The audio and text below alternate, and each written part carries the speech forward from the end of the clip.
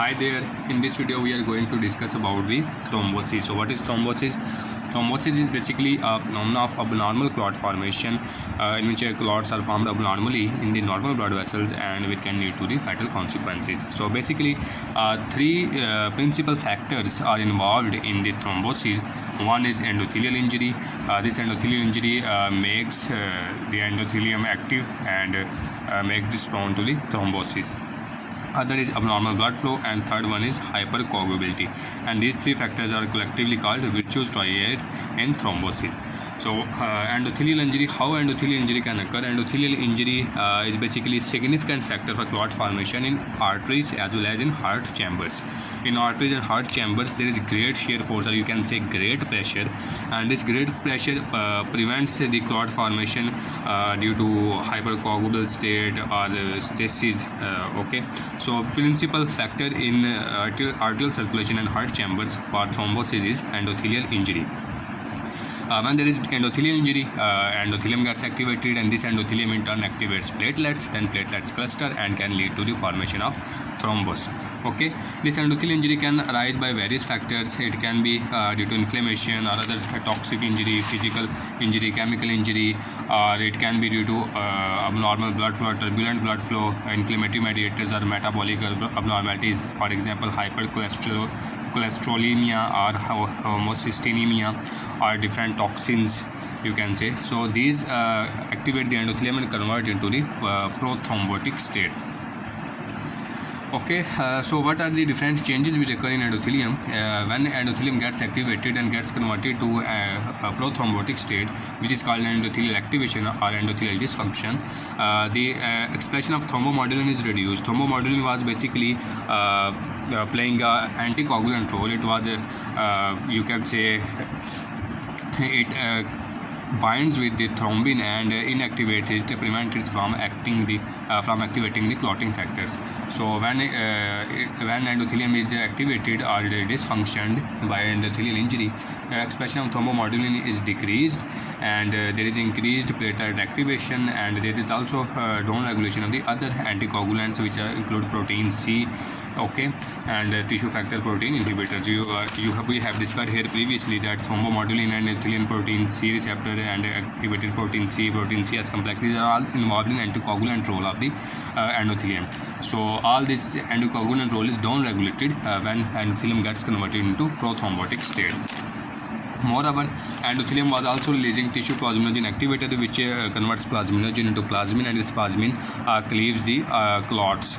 Okay, when endothelium becomes prothrombotic, the activity of plasmin is also depressed because tissue plasminogen activator is decreased, and expression of plasminogen activator inhibitor is increased. Okay, so it also plays roles as prothrombotic. It also plays its prothrombotic role here. Okay, the next factor of the Virchow Triad is abnormal blood flow or turbulent blood flow. Okay, so this turbulent blood flow causes the thrombosis. How it can cause endothelial cell activation or endothelial cell injury. Moreover, it induces a stasis by formation of local, you can say, pockets of the blood. For example, supposedly this is a blood vessel here, and there was a irregular blood flow. However, when blood flow becomes turbulent, you can say this is a turbulent blood. Okay, so blood at some point blood is moving forward, at other instant blood is moving backward. Okay, due to this forward and backward movement or irregular movements of the blood flow becomes decreased or sluggish here. Due to this decreased or sluggish blood flow, endothelium can get activated, as well as more platelets and leukocytes come in contact with the endothelium, and moreover, this sluggish blood flow also delays the washout of activated clotting factors. All these factors contribute to the prothrombotic state. Okay, this turbulent or static blood flow is a significant factor for thrombosis in ulcerated atherosclerotic plaques. It is also responsible to some extent in abnormal aortic or arterial dilation called aneurysms. Also create local stasis and can lead to the thrombosis. When there is abnormal aortic or arterial dilation, atrial dilation, cardiac the blood flow is disturbed here and gets irregular, and local pockets of stasis are developed here, and which can lead to the thrombosis. Moreover, myocardial damage or myocardial abnormalities, for example ventricular dilation or mitral valve stenosis, these also can lead to the stasis of the blood. Moreover, hyperviscosity syndrome, for example polycythemia vera, sickle cell anemia, can also induce this state. Okay, so abnormal blood flow induces thrombosis in aortic in the cardiac chambers, or also in aortic vessels. However, the incidence due to abnormal blood flow here, incident of thrombosis due to abnormal blood flow is relatively smaller here, because principal factor here is endothelial injury, which is induced by multiple factors.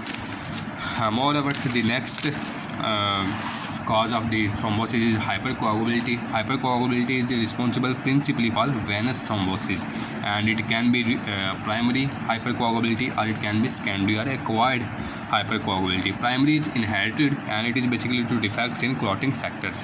The first mutation which is responsible for this state is latent mutation, which occurs in factor 5. Factor 5, when it gets mutated, it becomes resistant to proteolysis by protein C. We previously discussed here that protein CS complex is formed, which plays its anticoagulant role by inhibiting activated factor 5A and 8A. Factor 5A was involved in conversion of prothrombin to thrombin, and thrombin was involved in clot formation by converting fibrinogen into fibrin. Okay, so what happens, this factor 5A was getting inhibited by protein CS complex. So when this factor 5 gets mutated, it can no longer be inhibited by protein C, and it gets hyperactive and can lead to the clot formation. Next mutation is the mutation in the gene of prothrombin. This is a single nucleotide substitution, and this can lead to increased production of prothrombin, and when prothrombin production increases, risk of thrombosis also increases. Moreover, homocysteine can interact with the fibrinogen, and it can also lead to the formation of abnormal clots. Other less common hypercoagulable state can be due to deficiency of antithrombin 3 or protein C or protein S, and increased production of clotting factors, or so on. These are the primary causes or genetic causes, and there are principally hypercoagulability principally responsible for thrombosis in veins. Next are secondary causes. So what are secondary causes? Secondary causes are basically acquired causes, and they can include some trauma, they can include cardiac injury, they can include the use of oral contraceptive or hyperestrogenic state will increase the production of clotting factor. It can be you can say long bed rest or long travels, okay, or pregnancy. These all can increase the production of they can all increase the risk of thrombosis. One significant factor here is pregnancy. How pregnancies can cause thrombosis. Pregnancy basically can put pressure on the veins and can prevent the venous drainage, and they can also lead to, this is also important factor leading to the thrombosis. Okay, so these are the different factors which are responsible for thrombosis. Pregnancy can also cause hypercoagulable state by induction of the amniotic fluid into the chambers, which induce the clot formation. So these are secondary acquired causes of hypercoagulable state or clot formation or thrombosis. So two important condition here are important you can say phenomena linked to the hypercoagulable state include heparin-induced thrombocytopenia syndrome and antiphospholipid antibody syndrome. So what is heparin-induced thrombocytopenia syndrome? We give heparin. Basically, heparin is given to the patient as a anticoagulant. However, this heparin can lead to the production of autoantibodies. It can lead to the production of autoantibodies, and these autoantibodies, what they do, they bind to this heparin as well as they bind to the platelet surface, and they can activate the platelet and can lead to the clustering of the platelets, which can lead to the clot formation. They can also induce endothelial injury. So heparin induced autoantibodies cluster the platelets and also cause endothelial damage, which causes endothelial activation as well and can lead to the clot formation. So on one side there will be decrease in the number of platelets because of clustering of platelets, and on the other side there will be increased clot formation or hypercoagulable state. Another manifestation here is antiphospholipid antibody syndrome. Typical feature of this condition include recurrent thrombosis, repeated the multiple miscarriages, cardiac valve agitations, thrombocytopenia, pulmonary embolism, pulmonary hypertension, stroke, bowel infarction. These are different manifestations of this disease, and it is also basically due to presence of specific autoantibodies here, autoantibodies in the body. And why it is called antiphospholipid antibody syndrome? Because these autoantibodies in lab combine with phospholipids. Okay, due to their linkage to phospholipids, they are called antiphospholipid antibody syndrome. However, these antibodies target multiple proteins here, which include beta glycoprotein I, a plasma protein that is associated with the surface of endothelium, trophoblast, or prothrombin. Exact mechanism how they induce hypercoagulable state is not understood. However, they are also involved to give false positive test for syphilis, because in syphilis the syphilis test is also basically involves the principle of antigen antibody test, which is given in microbiology, and the lipids are used in that test, in which antibodies cluster and you can say act on that lipids. So these antibodies, as already they are acting on phospholipids, so they also act on the lipids used in the testing of syphilis. So they give false serological test for syphilis as well. Okay.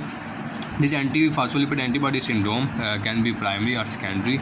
If it is primary, when it is present alone, there is no sign of other autoimmune disease. However, if it occurs with other autoimmune diseases, for example systemic lupus, it is called secondary antiphospholipid antibody syndrome, and its treatment involves immunosuppression and anticoagulation.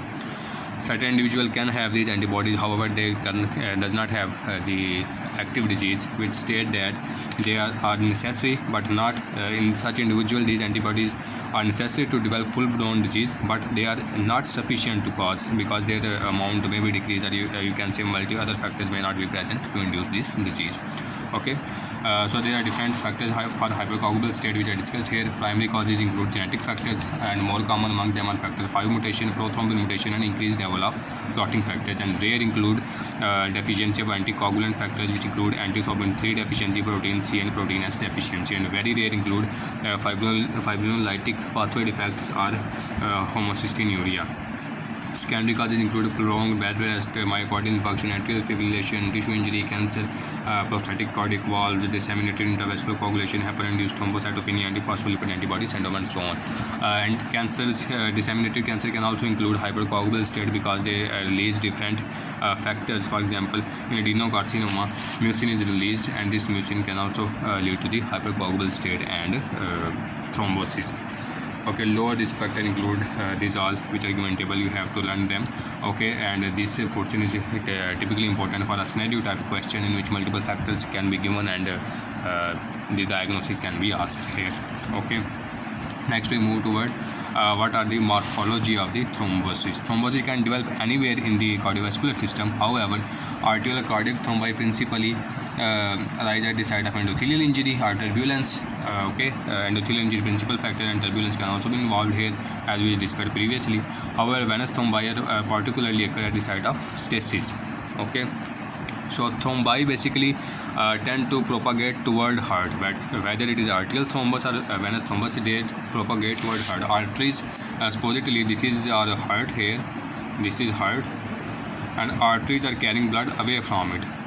However, arterial thrombus also grows toward heart, so this is direction of growth of thrombus in arteries, so it is growing in retrograde direction. However, veins carry blood toward heart, and venous thrombosis also grows toward heart, so it is growing in direction of blood flow. Okay, arterial thrombosis grow against blood flow, while venous thrombosis grow in direction of blood flow. And the edge of the thrombus is loosely attached to blood vessels here, and it is prone to the embolization or breakage from the actual source, and can move to other sites. So these thrombi can be you can say identified by lines specific laminations present on their surface, which include the alternating platelets with the red blood cells, and these lines are not present in post-mortem clots. Although in venous thrombosis they are less prominent, these lines are less prominent, still they can be used to differentiate them from post-mortem clots.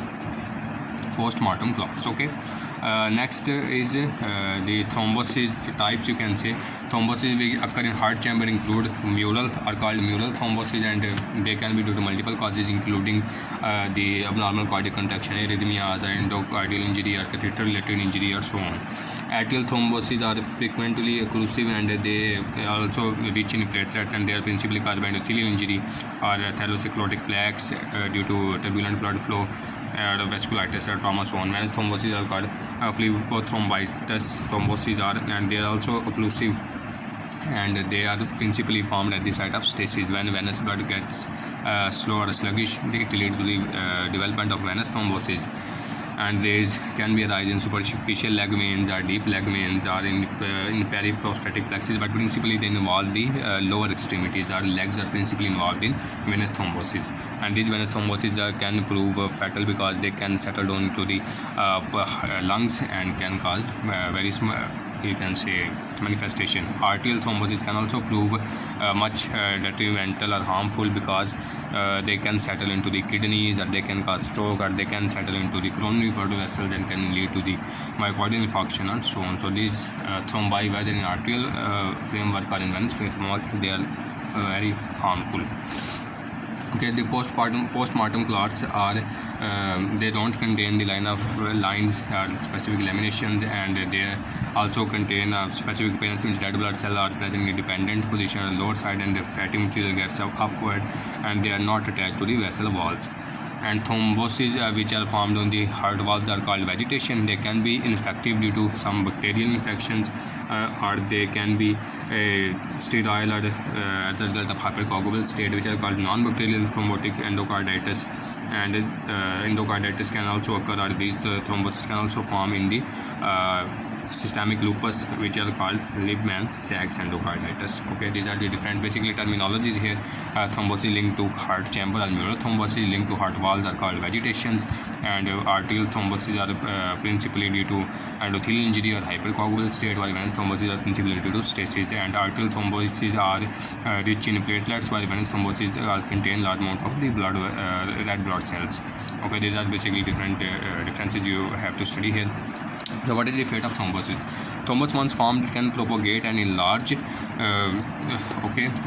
the direction of blood flow or against the direction of blood flow. It can break away, small part of thrombus can break away and can embolize to other part of the body, or it can be dissolved by different fibrinolytic pathway, or by tissue plasminogen activator, or conversion of plasminogen into plasmin, which destroy this clot, or it can be organized and recanalized. What happens here, the fibroblast and muscle cell attack it, and they also reconstruct small capillaries here, and the original lumen is formed here. However, sometimes the center of this clot can be, for example, this was a thrombus, and center can be digested by enzyme released by WBCs here, and it can produce media where bacterial growth can occur, and if bacterial growth occurs, it weakens the side blood vessels, and it can lead to the aneurysms, which can lead to the abnormal blood flow and further can increase the risk of thrombosis. So it can be, thrombus can propagate, it can embolize, it can be dissolved, it can be organized depending upon what its fate is. So clinical feature can vary. Venous thrombosis can settle into the pulmonary vasculature and the lungs. It can be harmful. Moreover, the arterial thrombosis can settle into the heart vessel, coronary vessels. It can be settle into the cerebral vessel and so on. Venous thrombosis can be in superficial venous vein, and it is basically due to the varicose vein, and can involve deep veins of the legs. And the deep veins of legs include popliteal vein, femoral vein, iliac veins, and so on. It can be embolized to lungs. And lower extremity deep vein thrombosis are principally associated with stasis, and can also occur in hypercoagulable state. Okay, so different factors can contribute to thromboembolic events in pregnancy, which we previously discussed here. One is the potential for amniotic fluid inflow into circulation in time of delivery, or the other is pressure by a growing fetus on the blood vessel, which can induce stasis. Moreover, cancer can also induce hypercoagulable state, and they are also referred as migratory thrombophlebitis or Tosri sign, and because this due to you can say hypercoagulable state due to tumors can involve various venous blood system of the body, and this condition is called migratory thrombophlebitis or Tosri syndrome. Okay, in arterial thrombosis, atherosclerosis is also a principal factor here, and in heart myocardial infarction, there can be mural thrombi, and rheumatic heart disease can endanger arterial mural thrombi, causing arterial dilation, fibrillation. Okay, you can see here, read out the multiple factors here. So next is DIC. What is DIC? DIC is basically widespread coagulation inside the body, and when there is widespread coagulation, it uses up the platelets. So platelets get used here, and multiple coagulation factors are also used. So on one side there is hypercoagulable state or multiple clot formation, while on the other side there is bleeding in the body due to loss of the clotting factor and platelets. So two processes, you can say hypercoagulable state and bleeding exist together in DIC. Okay, so it was all about today's lecture. In the next lecture we will study about embolism. Thank you.